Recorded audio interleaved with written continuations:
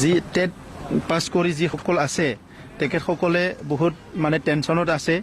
বিভিন্ন কথাবিলাক দেখা পাই আছোঁ ছ'চিয়েল মিডিয়াত কিবা তো যিসকলে হাইস্কুল টেট পাছ কৰি আছে তেখেতসকলৰ চাকৰি হংকে আছে অলপমান ফৰ্মেলিটি কৰি আছে ডিপাৰ্টমেণ্টে আৰু কোভিডৰ কাৰণে বিভিন্ন চিটুৱেশ্যনৰ কাৰণে এইটো পলম হৈ গৈ আছে কিন্তু অতি শীঘ্ৰে হ'ব আৰু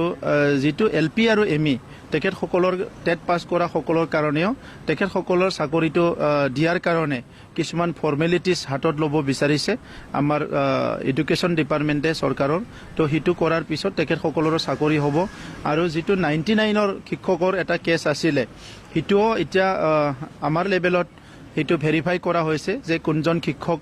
আছে নাই কোন ঢুকাইছে কোন জীয়াই আছে এইটো 99ৰ কেছ আছিলে আৰু কোনজন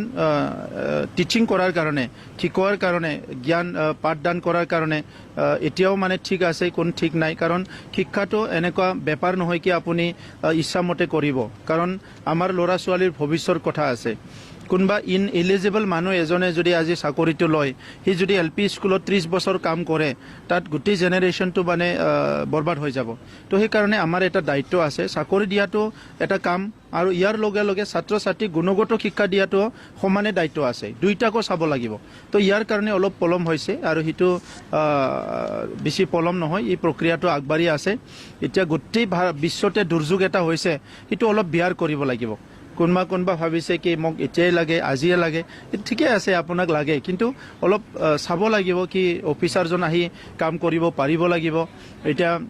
আমাৰ BTC ছেক্ৰেটাৰিয়েটো বহুত কোভিড পজিটিভ কেছেছবিলাক আহি আছে ইয়াৰ মাজতো কাম কাজবিলাক চলি আছে গতিকে এইটো হৈ যাব